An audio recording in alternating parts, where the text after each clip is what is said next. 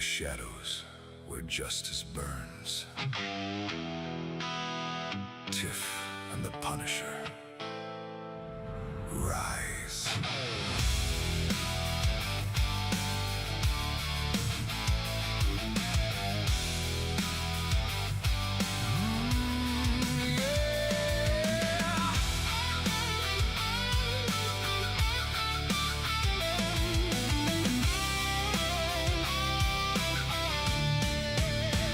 Street lights flicker, the city's on fire.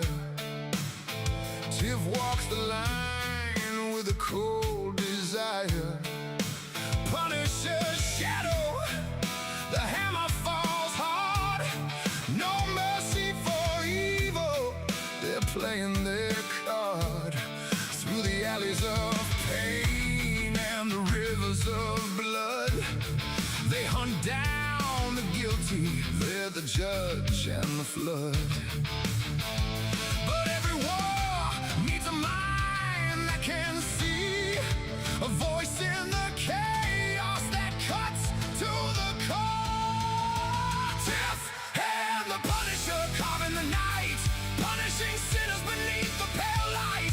Becca steps in with that smart-ass grin, brainiac queen, always right from within. She's figuring out the world one fact at a time, calling out the lies with a razor-sharp mind. You think you're clever? Watch me prove you wrong. Becca's in the mix, and the truth marches on.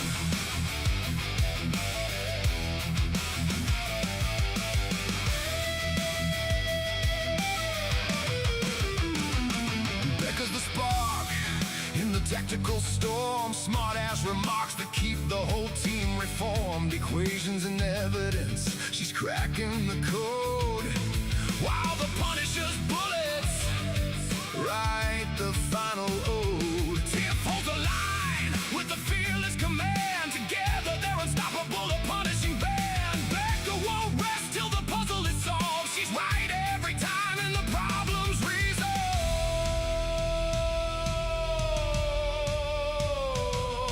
When the world's gone mad and the answers won't bend, she'll dissect the chaos and break it again. Smart-ass brainiac, queer the fight.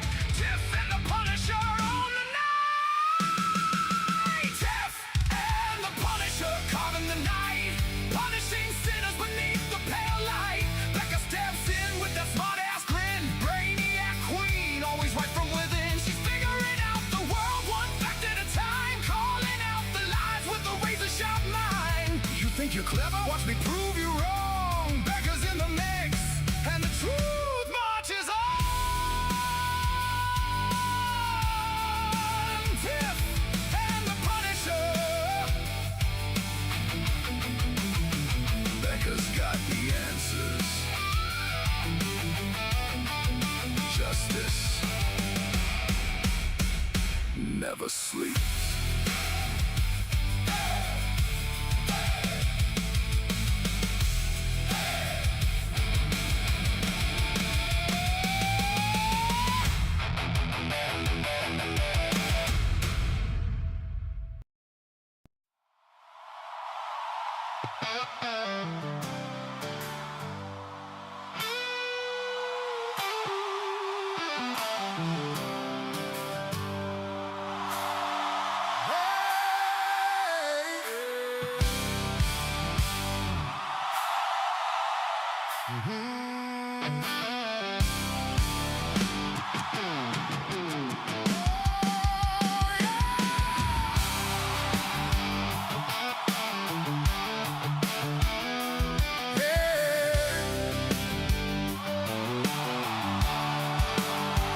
They are taking our kids every day.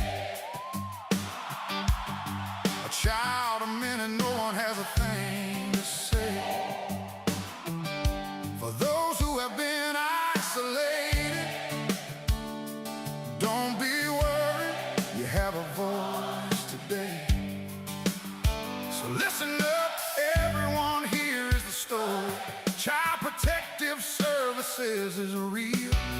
CPS is what they call it. They want our kids because it fills a lot of people's wallets. We all think it won't be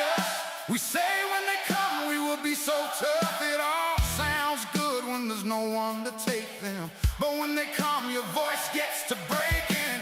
Stay calm, step away. CPS ain't taking no one today. We are educated. Stay calm, step away. CPS, you need to leave. I know the tricks up your sleeves. Yeah, you can't do what you're trying to do.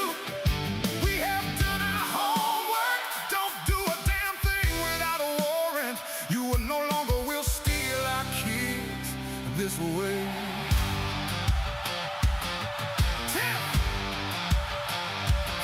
Tiff and the Punisher have come for the calling. They are giving us the CPS warning.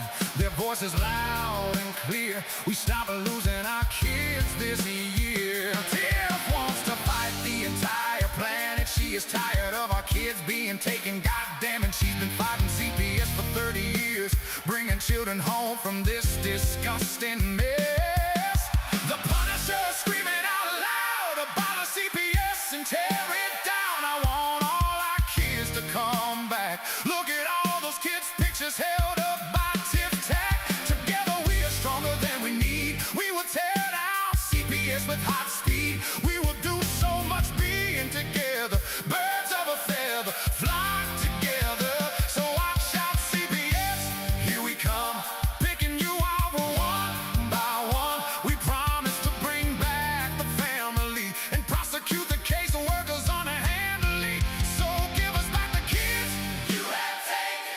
Tiff and the Punisher sending you all on a vacation. The one with bars in the windows and the only games you play on Nintendo. Corruption in court, here we come. We won't stop until it's done. You judges need to learn what you stand for. This is Tiff and the Punisher warrior. We cry out to all of you out there. We need support for a cause that many don't care.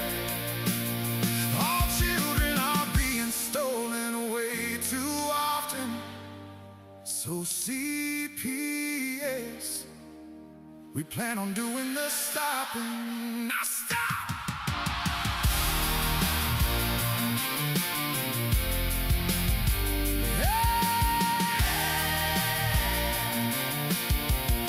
The Punisher warrior.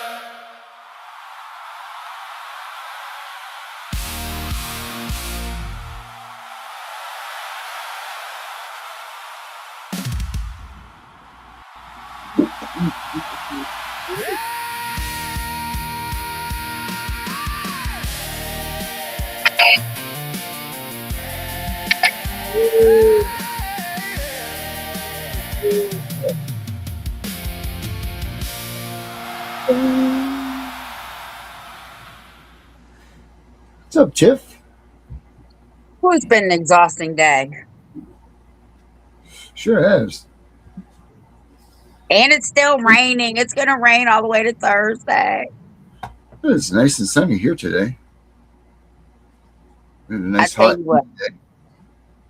people here in Virginia are going to need rowboats soon because that's how much water we've gotten. Wow, that's a lot of water. That is a lot of water. My poor sub pump, the poor thing, we have two of them and they're just going nonstop. Let's go. Wah, wah, wah, wah, wah, wah, wah. Well, you know what? When that stops, you better start getting the buckets. You don't want that. You don't want that.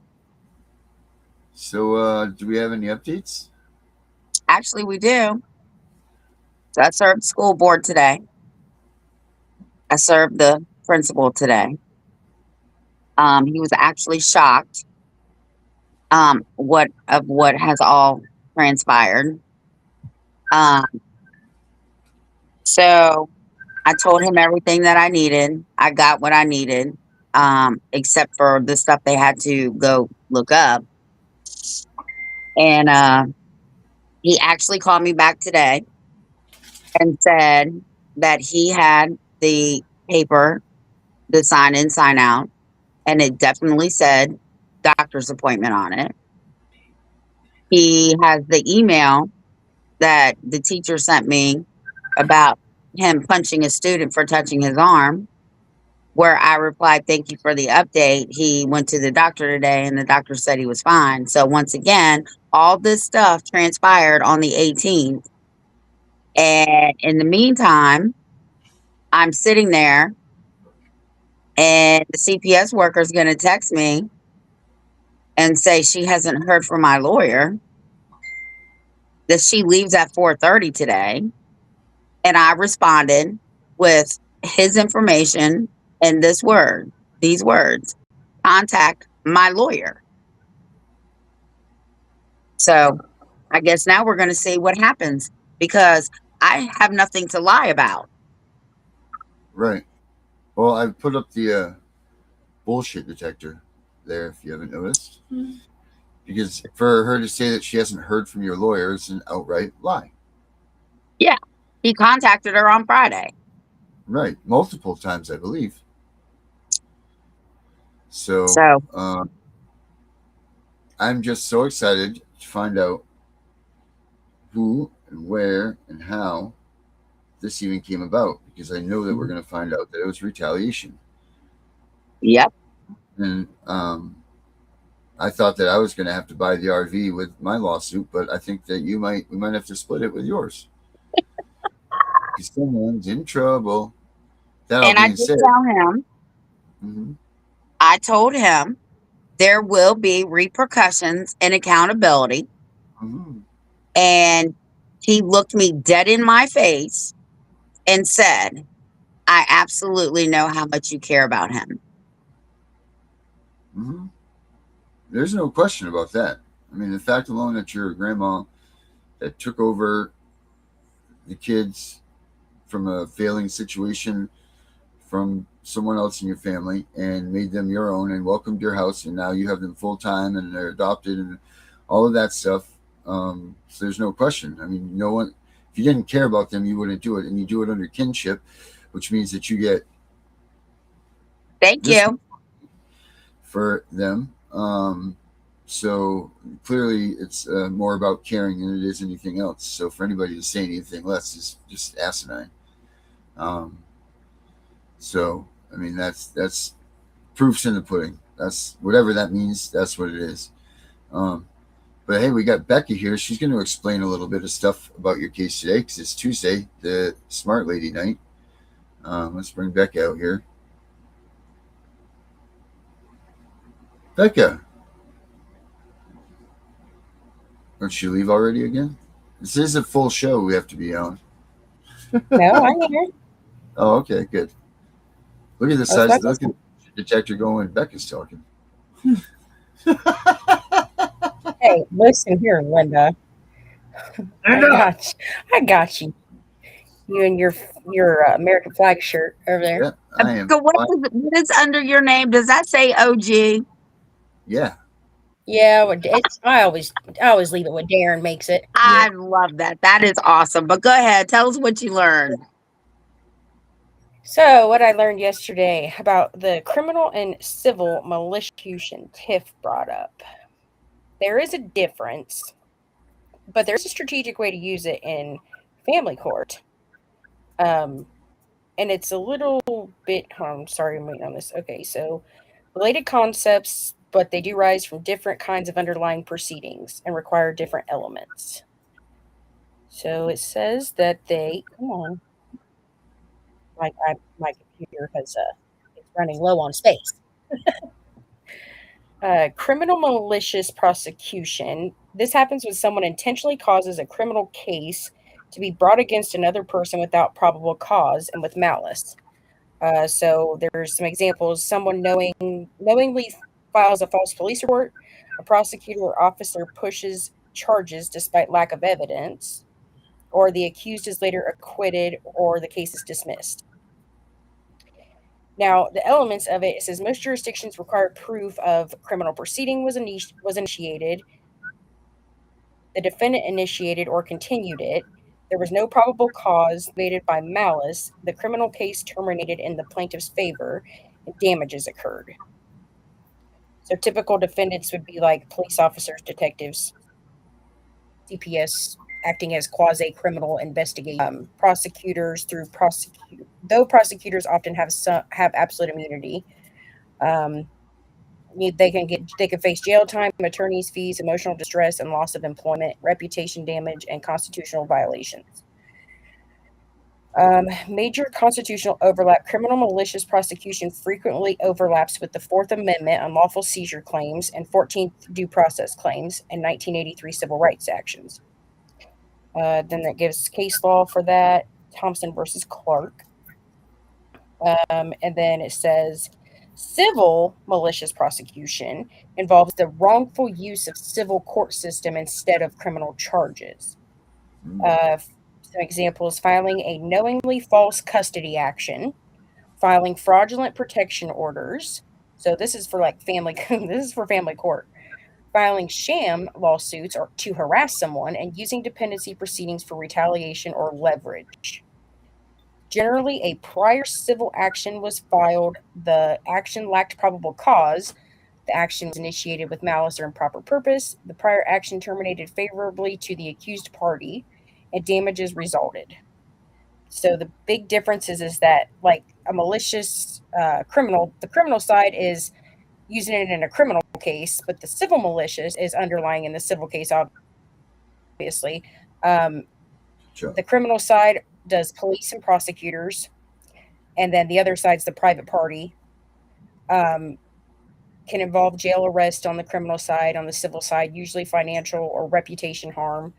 The criminal side, strong constitutional overlap, and then the civil side is more abusive process oriented and frequently tied to 1983 in the criminal, and then often state court claims. Now, it does say that related claims. It says that people confuse the abusive process with malicious prosecution. But abusive process is people malicious focus on wrongfully starting the case. Abusive process focuses on using a legitimate case for an illegal purpose. So, like filing custody motion solely to financially destroy a parent, to take somebody down, financially. Using CPS threats to coerce compliance, filing contempt motions to harass rather than seek lawful relief. You can sometimes sue for both. This is where it becomes, but here's the thing that I was reading as well. It said that the family court system in the CPS context, it kind of becomes complicated. It says that oh God, I found that many courts resist malicious prosecution claims arising from uh, like the CPS dependency proceedings, custody litigation, guardian ad litem recommendations. Um, Courts often classify participants as having quasi judicial immunity, prosecutorial immunity, qualified immunity, and litigation privilege. However, immunity is not absolute in every circumstance. Potential exceptions can arise where fabricated evidence exists, knowingly false affidavits were used, material facts are intentionally concealed, perjury/fraud upon the court occurred, officials acted outside jurisdiction, and/or were unconstitutional seizure removals occurred. Then it says strategically, a lot of people think that the court ruled against me, so that's a malicious prosecution. That alone is not enough. You generally need evidence showing deliberate falsification, they knowingly deceived you, absence of probable cause, improper motive, weaponization of the process, and intentional misconduct. Bad judgment is not automatically malicious prosecution. Fraud plus misuse of state power is where the claims become serious. In CPS cases specifically, potential malicious prosecution theories often center on knowingly false dependency allegations, fabricated safety plans, false drug allegations, misleading ex parte filings and omissions and affidavits, unconstitutional removals, and retaliatory investigations. But federal courts are cautious because they do not want to become super family courts. That is why many successful federal claims are framed instead as unlawful seizure, procedural due process, substantial due process, fabrication of evidence, judicial deception, and Monell policy slash custom claims rather than simply malicious prosecution. Now it does say it goes into it because so CPS has its own like CPS and family court are different. Like no matter what anybody believes or says, they literally are different. How they are structured is different. They don't operate the same way. Dependency proceeding is going to be like CPS. Now family court would be custody. So even though they kind of blur those lines, they're still different. One is the state brings it, the other one is a private action brings it. So it says that the strategy changes because the legal structure, immunities, and state involvements are completely different. A custody dispute between two private parties is not treated the same as a state driven dependency / CPS action. That distinction matters enormously. In dependency cases, this is where malicious prosecution theories become more powerful, but also more complicated, because dependency proceedings involve state actors, government investigations, removals of children, court ordered restrictions, and constitutional protections. This creates possible exposure under, the federal laws in 1983 and unlawful seizure doctrine. Strategic use and dependency cases build the record for later federal litigation. Most people make the mistake of arguing CPS lied. That's not enough. The strategy is prove deliberate state misconduct. You build evidence showing knowingly false affidavits, all this stuff that you have to do. Malicious prosecution framework helps establish absence of probable cause, malice, intentional misuse of state power. That will later then feed, if you go and sue under 1983, that will feed that. Attack the initial removal. This is the pressure point. In dependency court, the initial emergency removal is everything. If the original removal was unconstitutional, the entire proceeding may become tainted. Strategically, this means focusing on ex parte affidavits, emergency orders, warrantless removals. A child removal can constitute a Fourth Amendment seizure. Important authorities, blah, blah, blah.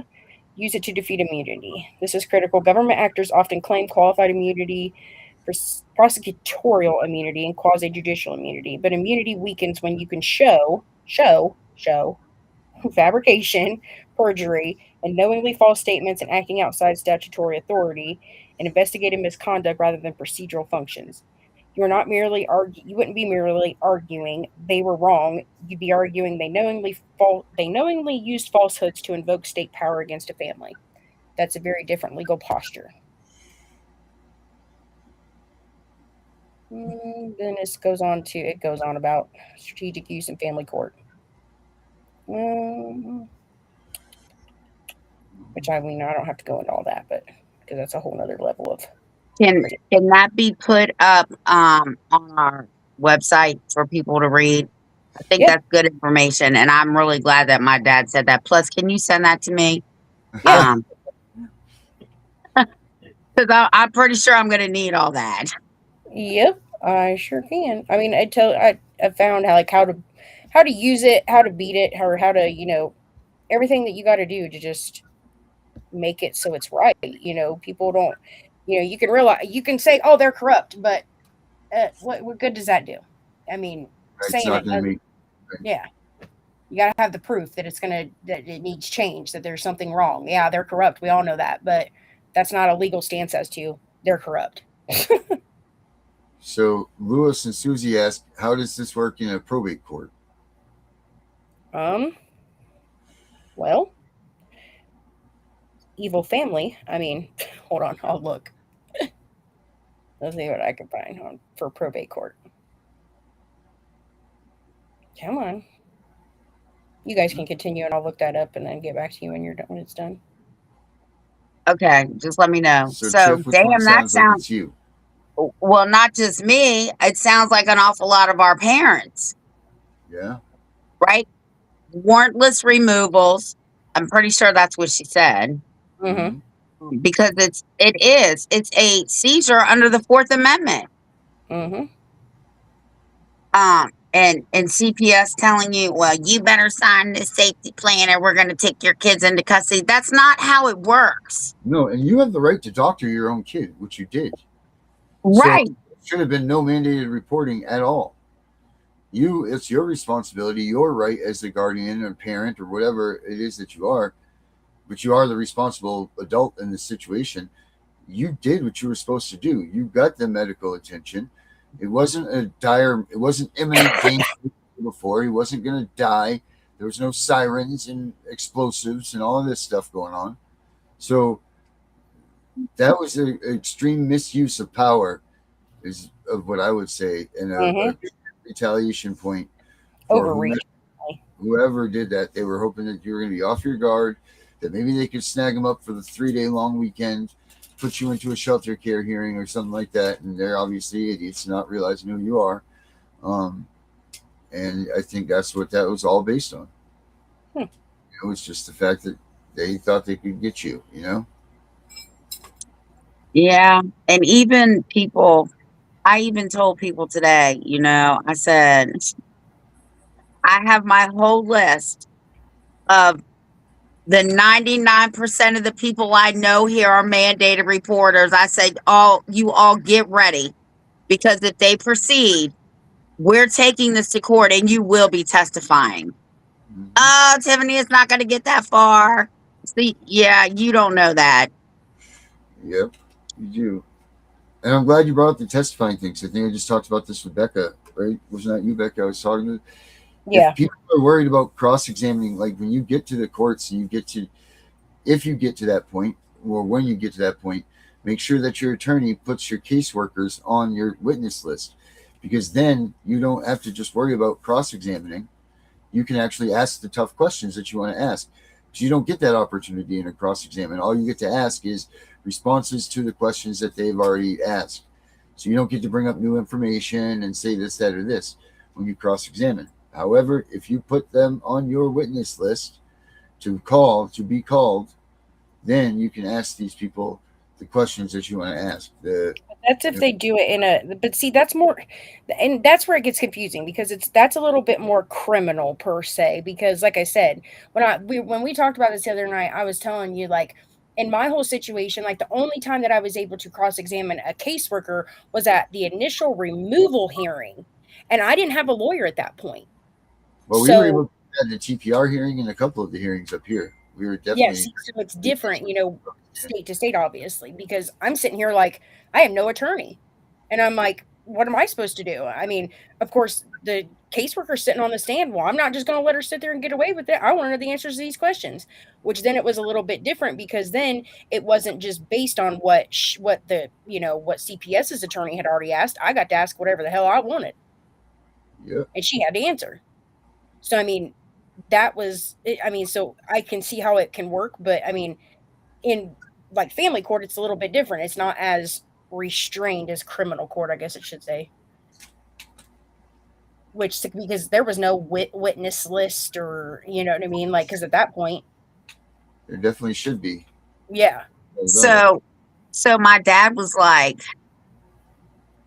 if they're trying to say that it's abuse and neglect, or medical abuse and neglect, whatever the case may be, where is the warrant for your arrest? Those are crimes, Tiffany. I said, I know, Dad. I said, if they take this to the prosecutor's office, the prosecutor is going to say there's no case here. She took him to the doctor. She signed him out with the doctor's appointment. She emailed the teacher. When the teacher emailed her, she responded that she took him to the doctor. They cannot criminally charge me for anything. Nope. And that's when he said malicious prosecution. And I said, it's not a crime. He said it doesn't matter. It's both civil and criminal. Yep. Yep. And you can use it. Yep. I said, what? Oh, we got to look into this. Yeah. I mean, it can be used. I mean, 100%. And then I did find the information for the probate court, which was a little interesting. What does that say? That says malicious process and abusive process in probate court. Probate court is often a battlefield. It becomes, family conflict, fiduciary law, property rights, guardianship, competency determinations, estate administration, and elder exploitation issues. Strategically, probate cases are often more vulnerable to abusive process, fraud upon the court, fiduciary misconduct than any malicious prosecution claims. Why? Because probate litigation frequently involves technicality or techniques being weaponized, property, inheritances, incapacitated persons, children's trust, and estates. The core strategic difference in probate is, though, that in criminal court, liberty is targeted. Dependency court, parental rights and custody are targeted. In probate court, control is targeted. Control over assets, medical decisions, estates, trust, guardianship, elderly individuals, and incapacitated adults. That actually changes the litigation strategy. Where malicious prosecution arises in probate court is in false guardianship proceedings. This is one of the biggest abuse areas nationwide. Example, someone files for guardianship claiming a person is incompetent. They exaggerate dementia or incapacity. The goal is asset control, isolation, or inheritance leverage. Potential claims later: malicious prosecution, abusive process, elderly exploitation, civil conspiracy, and fiduciary breach, especially if medical evidence was fabricated, evaluations were manipulated, isolation occurred, rights were denied, and emergency guardianship was abused. Fraudulent estate litigation.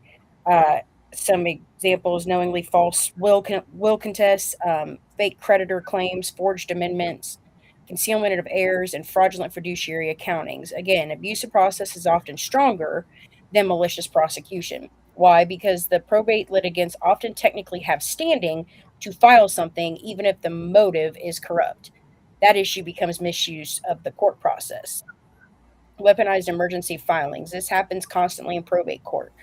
Emergency guardianship, emergency conservatorship, temporary restraining orders, asset freezes, and ex parte protective orders. Strategically, the emergency filing itself can cause catastrophic damage before the truth is ever examined. This parallels dependency court. Uh, the initial emergency order becomes the leverage point. Probate court's biggest problem is fiduciary shielding. Probate courts heavily rely on guardians, GALs, fiduciaries, executors, attorneys, and evaluators. Courts often defer to these actors.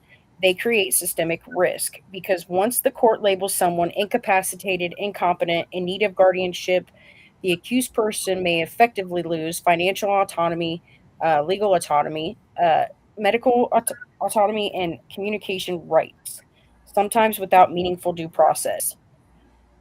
So some strategic claims in probate court would be abuse of process, and that's actually the strongest one. Um, some examples would be guardianship filed to seize property, competency claims used for inheritance leverage, repeated filings to financially exhaust family members, and misuse of restraining orders to isolate elders. That kind of sounds like Henry's whole shebang that he has going on. Um, Fraud upon the court, massive in probate, especially involving forged wills, false physician statements, manipulated competency evaluations, concealed assets, falsified inventories, and undisclosed conflicts of interest. Probate courts rely heavily on sworn fiduciaries' honesty. Once fraud enters, the entire proceeding can become tainted. Breach of fiduciary duty. This is often the real nuclear weapon in probate litigation. Guardians, trustees, executors, conservators, and attorneys owe fiduciary duties if they self deal, conceal assets, misuse funds, isolate wards, act against beneficiaries. They can face surcharge actions, removal, personal liability, and punitive damages. Probate and constitutional issues. This is where things are getting interesting. This is where things get interesting. Most people do not realize probate courts can implicate constitutional rights too, especially involving involuntary guardianships, forced medical decisions, deprivation of property, competency adjudications, restrictions on communication, civil confinement overlaps, potential constitutional theories, procedural due process, substantive due process, unlawful deprivation of property, access to courts violation, equal protection, and First Amendment association restrictions. So it says both systems can become highly discretionary courts operating under vague best interest standards. That creates enormous room for abuse if unchecked. What actually matters strategically, the winning evidence in probate cases is usually financial reports, timelines, medical records, contradictions, hidden conflicts, fiduciary accounting, email communications, ex parte communications, expert inconsistencies, and procedural violations, not generalized corruption arguments. Probate courts hear family accusations all day long. What changes outcomes is provable fiduciary misconduct and documentable procedural abuse. Probate courts can become extraordinarily dangerous because proceedings are often sealed and loosely monitored. Elderly infirm individuals may struggle to defend themselves. Courts heavily trust appointed actors, and emergency authority can be granted rapidly. A bad guardianship case can strip a person of speech, movement, property, medical control, family access within days. This is why probate abuse litigation often focuses heavily on due process, notice defects, competency evidence, emergency order abuse, and fiduciary conflicts and financial exploitation patterns. I have a real problem Sound with right? ex partes, right? Because that's a violation of the 14th Amendment. Because the other person gets no due process in between the initial ex parte or at the initial ex parte, right? So somebody could walk into court, CPS, and say this child is in imminent danger or there's exigent circumstances without no proof other than I believe. Yeah. Or right, or somebody could go in and say, "Oh my God, Tiffany threatened to kill me," and I'm not there, right? Like, To defend yourself. right? Why do I have to have a protective order on me for somebody else's word when you haven't even heard me? You're going to wait 5 days to hear me, or in some cases, 14 days to hear me. And then you're going to make a determination. How can a judge be unbiased if they've already heard only one side of the story? And that's the side they believe to begin with because they got a protective order. Well, they're not Right. even unbiased. I mean, regardless. It doesn't matter what anybody says. Realistically, none of them are ever unbiased because the MOUs that specifically state that they're not biased, or I mean that they're not unbiased, or whatever, however you want to put it. But I mean, those literally say that we're supposed to work together. Oh, really? Well, how are you? Because no, I hate it because they're not a judge. They're actually an administrative judge. So Right. they don't have to do what a normal Article 3 judge does. And those guys get tenure. They don't care. Like the ones that get tenure, they don't care who they piss off. So Right. that's why they essentially will make the right decisions. Now, these quasi judicial judges, as you want to call them, put in quotations, um, they don't. That's not how they operate. It's a business. Yep. 100%, it's a business. They literally get paid by the state of Ohio, or by your state. Mm-hmm. People don't, and I think people don't realize that either. Is that they are doing? It's their job. I mean, just like CPS, it's their job. It's their job. But that doesn't mean like if I'm working and somebody comes in and steals something that, well, it's not, and well, it's on me. Or somebody breaks something, that's on me. Because it was my job to make sure that they didn't do it. Right. Well, Mhm. So that if you have time to go to a law library, if anybody ever looks up ex parte in a legal book, it Mhm. will tell you that they're unethical. They know they're unethical. Well, because you only get one side of the story on the ex parte. Right. That That's, judge is and it says, right, right, judges should not be hearing ex parte orders. Mhm. right. Well, it's fine to hear them, but they shouldn't be ruling on them. It says judges should not be hearing ex parte orders. They're unethical. Because they only hear one side of the story. Right. That's what their own law books say. hmm But it's crazy. But overall, though, everything she just read sounds like so many people I know, actually. Even right down to the probate stuff that goes in line with Louie and Susie's story. I mean, with what they're going after, goes to Danielle's situation. It goes to Henry's situation. I mean, it goes to a whole slew of situations. Your situation, my situation, Gunner's situation, Yep. everybody's. Yeah, it's crazy. And people Absolutely don't really crazy. realize how these all intertwine, and like that's what I've been trying to do, has been digging into where it all starts, how it all starts. And essentially, I mean, I took it back so far as to the municipality and like the state and how, like, where you live. Like, what do you live in? Do you live in a city? Do you live in a town? Or do you live in a municipality? Does anybody know? Do you know what the difference is? Because that determines a lot of things too. Because So, so what you're saying is, because I know like different states call different places in their mhm, state different. Like I live in Frederick County, then there's Winchester City, and mhm, then there's Clark County. Got it right. Like, and then when I lived in Leesburg, it was the town of Leesburg, mhm, right, yeah, and the yeah, city of Sterling, mhm. um, and the city of um Aldi, whatever. Is that what you're saying? Yeah, like, so it essentially boils down to, I mean, because, like, okay, so in my state, like, we have cities, towns, municipalities, and that's all within like a county, or like, that's not even, that's without even saying the county. This goes down to like legit the town you live. I'm gonna say town you live in. Um, like, is it a town, or is it a municipality, or is it a city? What do they claim it at? I mean, what do they categorize it as? Yeah, because like in my state, Ohio actually has all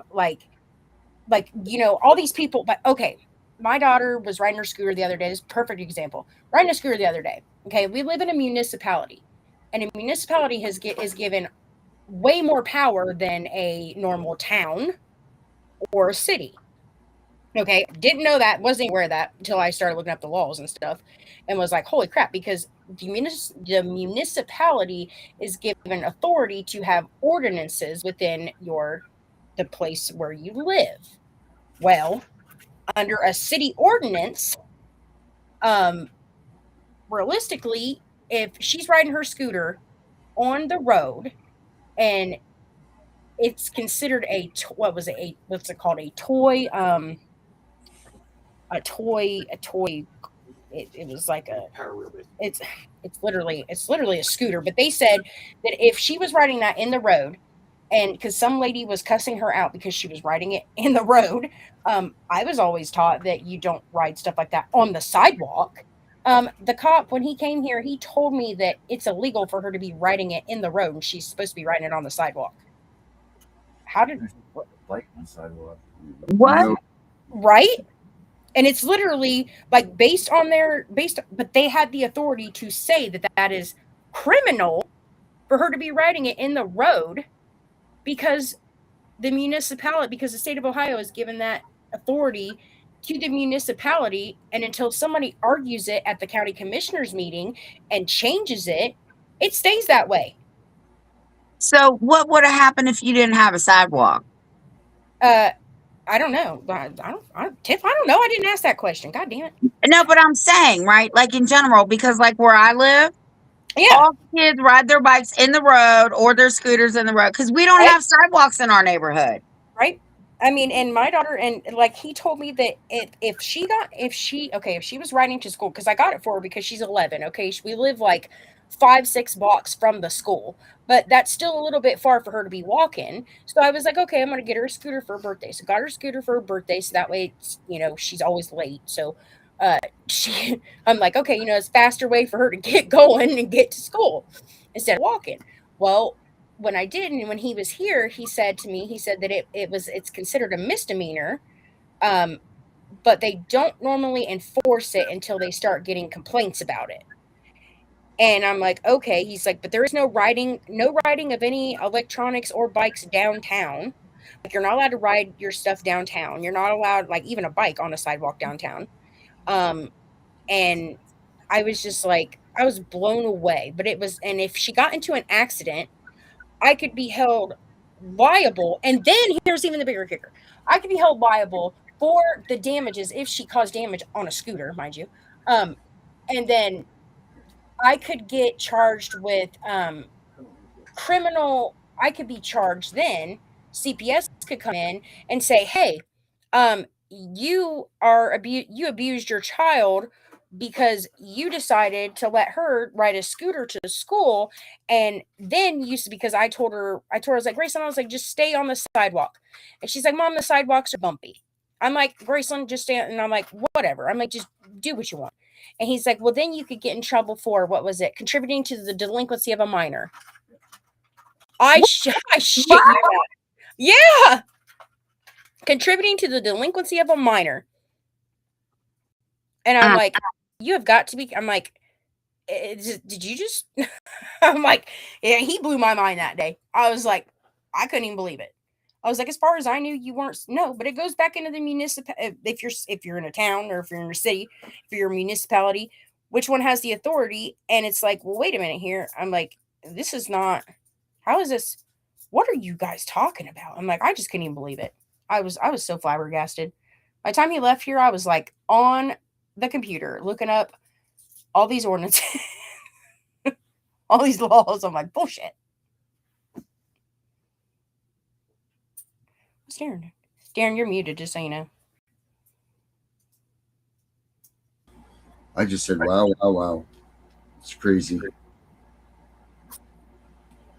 They just got your nuts in a sling no matter what, really. Right? And I was just like, what? I was like, I couldn't even believe it. I was like, you've got to be kidding. I was like, she's 11. He's like, well, you're awfully brave letting her go on to ride to school on a scooter. What do you mean? She gonna walk? Y'all don't provide transportation, so what do you mean? Like, yeah, you can really talk about it. Where's the damn seatbelts in the school buses?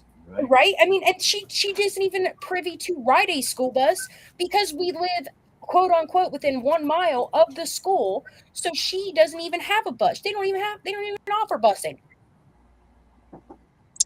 So I just asked Google if Frederick County was a municipality, and it said no, Frederick County, Virginia is a county.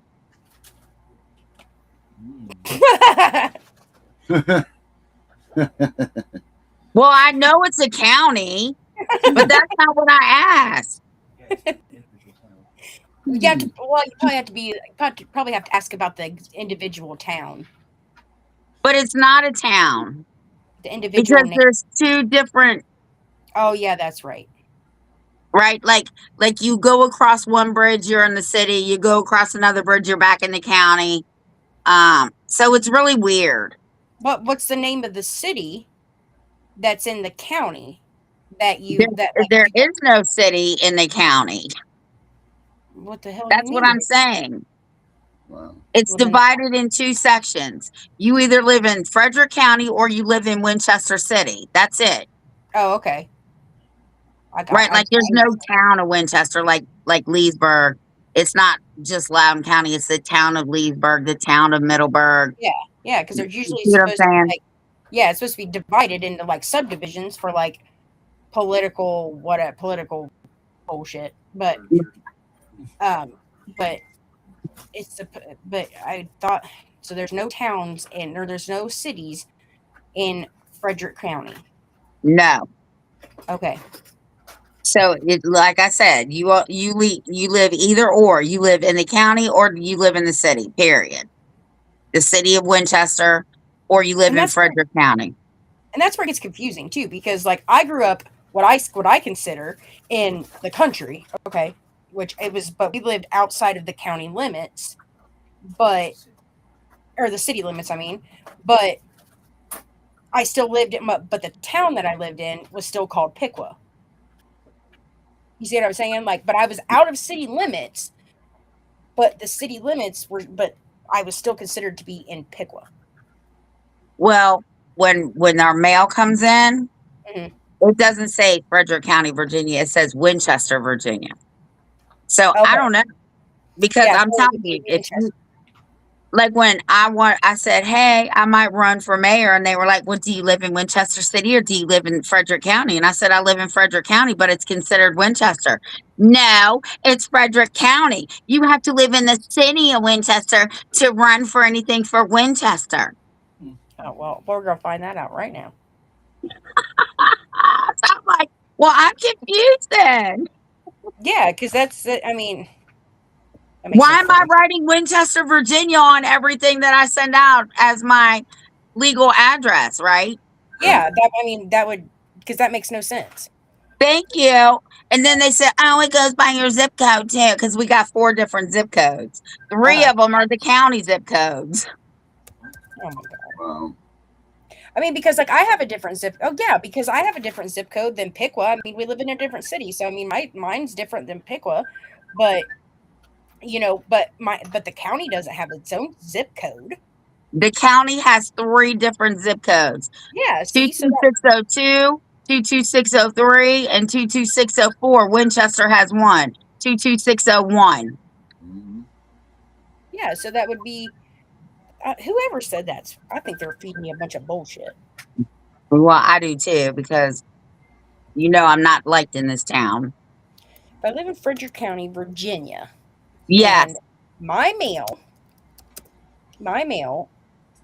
when I receive it, says Winchester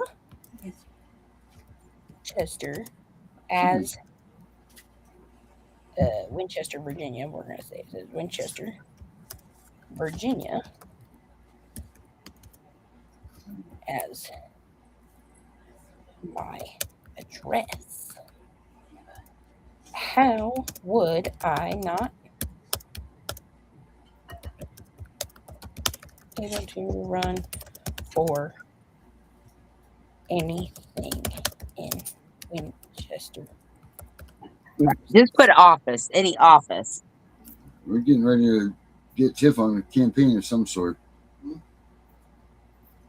Oh boy, they don't want me on a campaign. They might not want you on there, but the people do. I'm sure they do. Subdivisions completely independent from the county. Okay, so it says because in Virginia, your mailing address and your legal residency / jurisdiction are not always the same thing. Winchester is an independent city. Under Virginia law, independent cities are separate political jurisdictions, completely independent from counties. Frederick County surrounds Winchester geographically, but legally they are separate governments. So the key distinction is, can you have a Winchester mailing address through USPS but legally reside in Frederick County?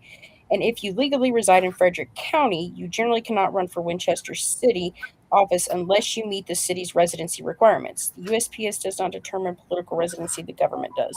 A Winchester, Virginia mailing address is often just a postal designation because Winchester is the regional post office hub for surrounding Frederick County areas. For example, your taxes may go to Frederick County, your voter registration may be in Frederick County, your school district may be in Frederick County, your property may physically sit outside Winchester city limits, and your polling place may be county-based instead of city-based. That means you're legally a county resident, even though your mail says Winchester. This happens constantly in Virginia because independent cities operate separately from counties. Virginia is unusual in this regard. Imagine that. Mm-hmm. I told you that's what they told me. So it says, the real question is, which political subdivision am I dociled in and registered to vote in? That is what determines eligibility for city council, school board, sheriff, commissioner, mayor, local constitutional offices. Yeah, because there's like 6 to 10 districts for the county where there's only 2 for the city. Mm-hmm. Where do you, what? Mine's Red Bud. Red Bud. Is that where you vote? I'm in the red boat. I'm in the red Bud district. Yes. Red Bud district. Red Bud. Is a magisterial district in Frederick County. Our person is one of the voting governing districts used by County Board of Supervisors. That actually supports the point you were making earlier. If you live in the Red Bug district, you are almost certainly a Frederick County resident, voting in Frederick County's elections and represented by Frederick County Supervisor, not a Winchester city. So even if your mailing address is Winchester, your legal political jurisdiction still may be Frederick County, specifically the Red Bud Magisterial District. Red Bud Magisterial District. That means you can generally run for Frederick County offices tied to Red Bud District residency, but not Winchester City offices unless you legally reside within Winchester City limits. This is why people get confused in Virginia. USPS doesn't equal municipality residency. Zip codes don't equal city boundaries. And mailing addresses don't equal voting jurisdiction. The real controlling factors are voter registration, GIS parcel location, taxation, and jurisdictional boundaries. Frederick County literally surrounds Winchester geographically, but Winchester is an independent city under Virginia law. Why do you got to be so damn complicated? See what I mean? God. And y'all thought it was me. No. I just think it has to be complicated to match your personality. Okay. Tiff is very straightforward. There's no complication there. Follow the fucking Constitution or get the fuck out. That's Tiff for you. That's Tiff. Well, yeah. She I'm gonna go get some goldfish. I'll be right back. Yeah. So, Becca, what do you think? Can a lot of people use this information, do you think? I mean, depending on their states first, they want to look into that, right? They want to look into all aspects of it, really. I mean, really, it boils down. I mean, you're gonna have to, because that tells you where jurisdiction you fall under. And the county commissioner meetings, like the Justice Saxon and stuff like that she does, like, those are really good things to do. I mean, because it's this is where you live, so I mean, we want change for everybody everywhere, but realistically, just because the federal government says this doesn't mean the states are going to follow it, because they obviously are sovereign, and yes, it has to align with the Constitution, and federal law, if it is, if there's a state law that's contradictory to the federal law, then yeah, they have to go by federal trumps state. But even if, because like states all the time make these stupid freaking laws that nobody knows. I don't even think they even know what they're even signing when they do sign it.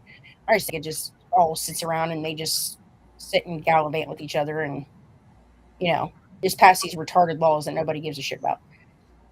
And they essentially just kind of like, yeah, we're just going to pass that. Now you don't even think about the repercussions of what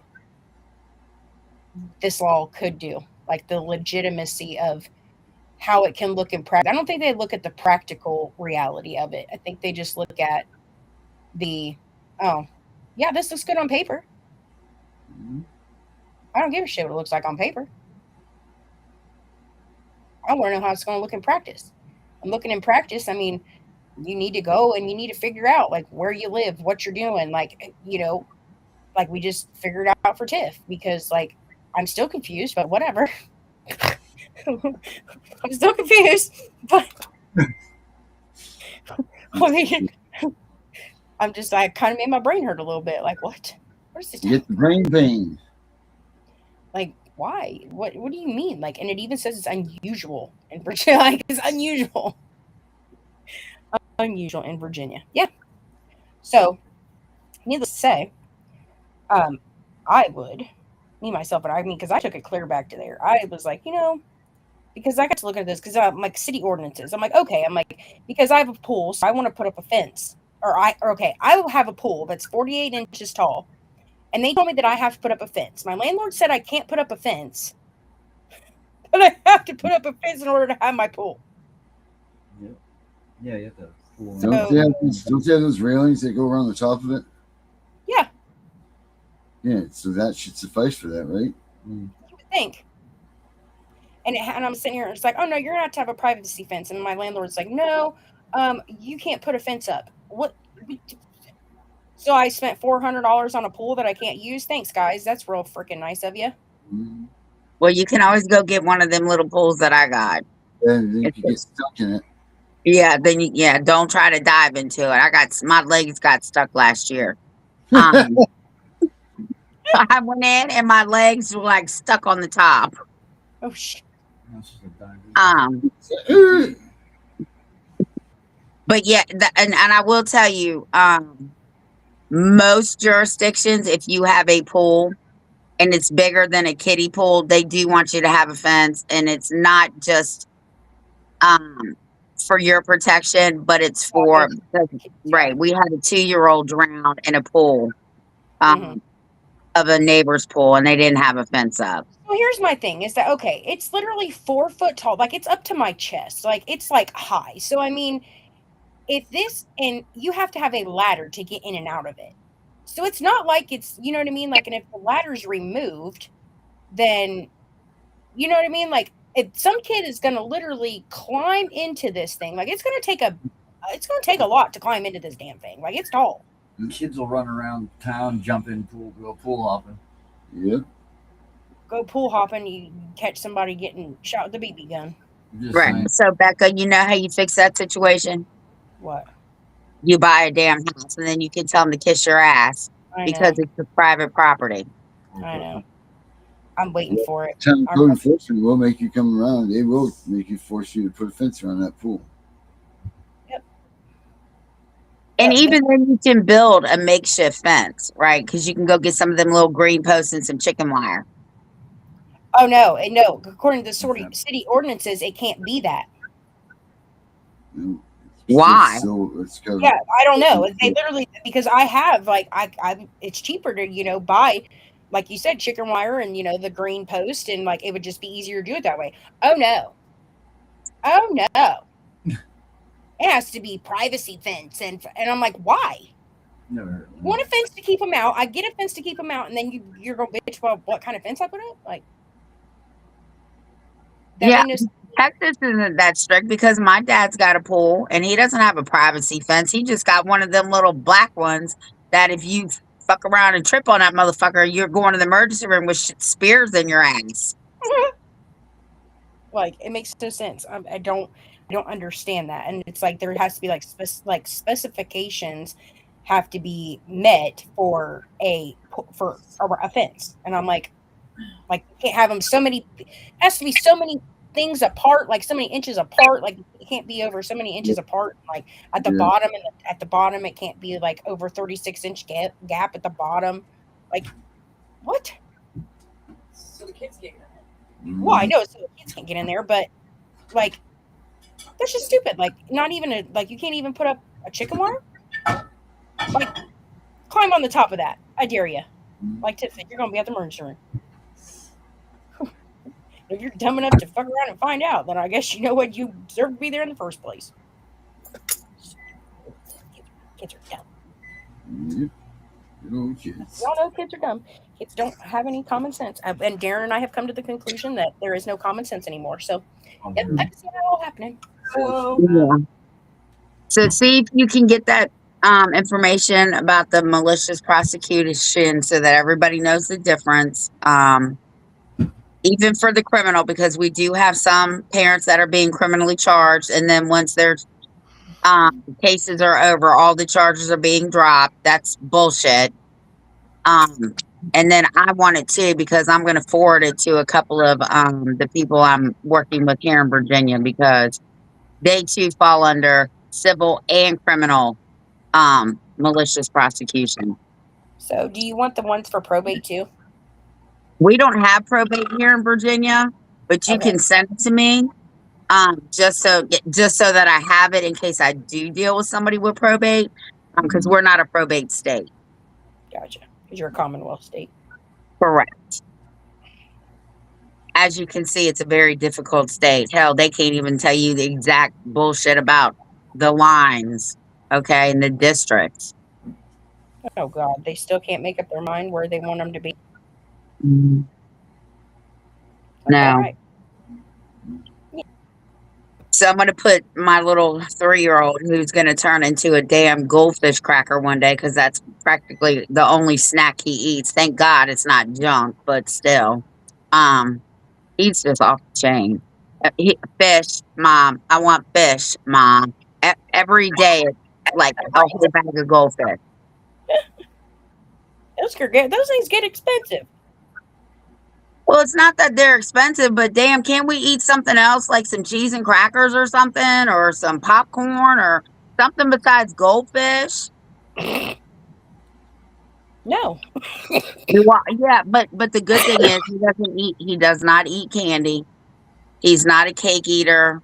He's not even really a big candy eater. Um, he doesn't eat a lot of junk food. I will say that, and he's a solid little dude. I'll say that though. That's All a them key. damn goldfish crackers. Mm-hmm. Yes. He's getting his protein and he's getting his muscle up. Yeah. Little- I don't know. So little I funny. guess tomorrow, I gotta work tomorrow, but I'm also gonna look up, because I know I'm gonna have to do this. I'm gonna have to look up, and figure out how to get people once their cases are unfounded Mm, and they want to put you on this bullshit 3-year bullshit in case there's another call. Yeah, we need to learn how to expunge that shit here or everywhere. Your brother. So once I Okay. get done working, hopefully we can talk about that tomorrow night. Thank you, Becca. And You're I welcome. appreciate you doing that. And I do want to give you all the credit for that because I'm going to tell you what the emotional shit I dealt with today, I couldn't even concentrate. Oh, I wouldn't doubt it. It's a lot. I mean, It is especially a lot. when somebody's fucking with your kid, and then you're trying to do anything and everything possible to, you know, do the right thing, and they literally want to shove something like that. And I would have told them to shove it up their ass Yep. because that's not. I mean, like, what more do you want from somebody? You do the right thing, and you're still wrong somehow. Right. Magic. You take your kid to the hospital. You take them to the doctor because they got hurt, and then now you fear to take your child to the doctor. Like that's what that literally is setting that up for. Mhm. Being afraid to take your kid to the doctor because that's what it's coming to. Yep. And all the reality is just that they want your kid. Period for money. Period. Mhm. That's the end of this. That's the end result. And they'll stop at nothing to get them. I'm gonna see if I can. What did Tiff say that was? That was what it was called? Was she just talking about the mali- Malicious prosecution. no, the thing about the Expunction. that one what you wanted to talk about tomorrow. Oh, the Okay. staying on the plan, right? The safety plan. No. So you know how parents will get letters that'll say, well, we're unsuing you now because the allegations made against you were unfounded. Right. But even though they were unfounded, we're going to keep this case for 3 years in case we get another call about this child. Way. Well, the only way, from what I understand, and I don't want to put too much out there because I don't know for sure, so don't take this literally, is that you have to file a petition with the court to make the court expunge it. So that 3-year limit that they want to keep you on, they can't do that. I'll send you the information too. So you know what? I'm just gonna let you do it because I got to work tomorrow. I don't have that as much free time right now as I did before. So I'm gonna send you the information that I got, Okay. and then we can discuss that tomorrow if you want to come on for that too. Because I'm exhausted. Sounds good. I know. I gotta get moving and I definitely gotta pee. Okay, well, Darren, we can end the show, and we will see everybody here tomorrow night. What Becca's gonna do the research on that too for me. Yeah, just send that to me, Tiff, so I can look it up. I'll send it to you right now. Okay. Just slam it up. Fill her up. That's right. All right, everybody. We'll see you here tomorrow night, same time, same place, doing the same thing. Until then, be good to yourself and be good to others. You know who used to say that? Yeah. Rogers. Jerry Springer. Oh, yeah, that's right. Yep, you'd say be good to yourself and be good to others. So that's what you all need to do. So until then, Oh, and make sure you check out Fostering Reality's new stuff. It's pretty badass. We'll take a look at that tomorrow night too. It's pretty badass. Okay. Here's one of his soon.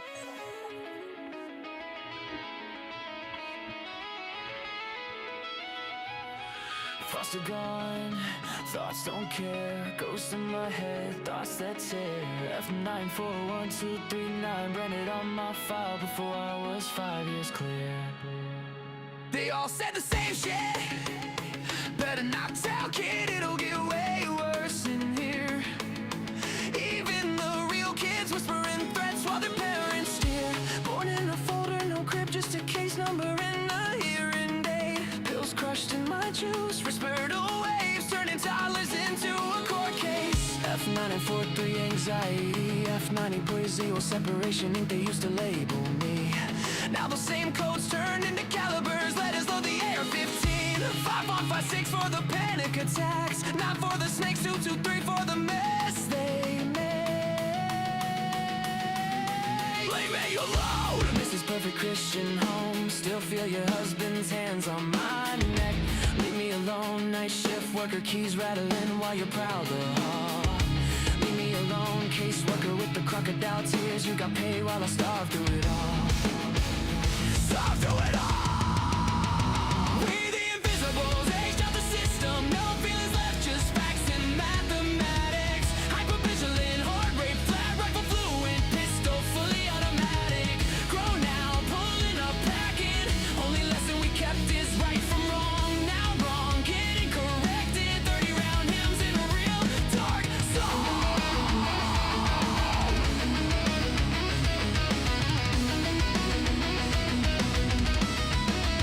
You built a monster, set in trauma, now the monster got drums and a mask.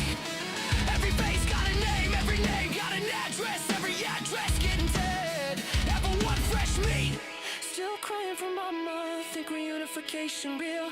Level 2, bounce like trash, learning roles in every house they make you feel. Level 3, chameleon bag, never unpacked, visible just enough to eat. Level gray, master read a lie in the blink, route around rules in the street. Level 5, invisible state, on ghost file too thick for any worker to read. Sleeping fragments, exits mapped, made it out so low they know you a different breed.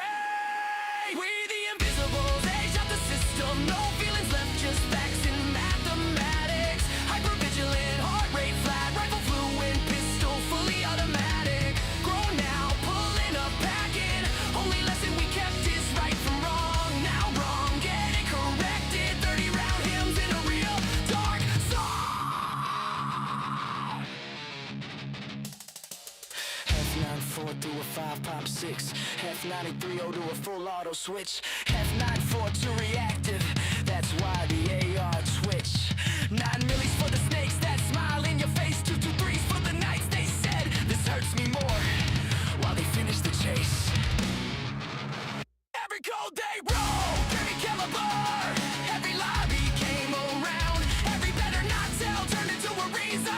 We outside right now. Seen kids get walked out the back at 3 a.m. Staff pockets fat, no sound. One phone call, file closed, another invisible. Never found. They pray we don't de-lock forever or read the barrel in despair. But the ones who survive remember every smell, every room, every stare. Thoughts are gone, thoughts aren't care. Ghost in my head, thoughts that tear. We're the invisible. Aged out, fully loaded. No fear, strapped heavy, heart on zero. Just a pulse and a plan. Right from wrong is all we know. And wrong finna meet the whole fam. Pulling up quiet, windows down. 30-round lullaby. Invoice for every tear. Every touch, every read, better not tell.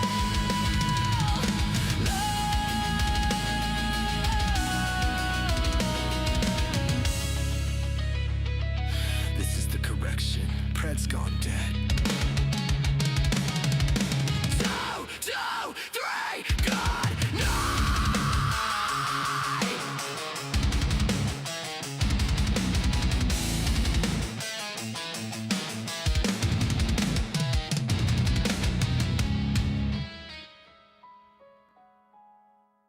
We know it's all about the money, we know they lie, we know this is corruption. Does CPS know what they are doing to the children?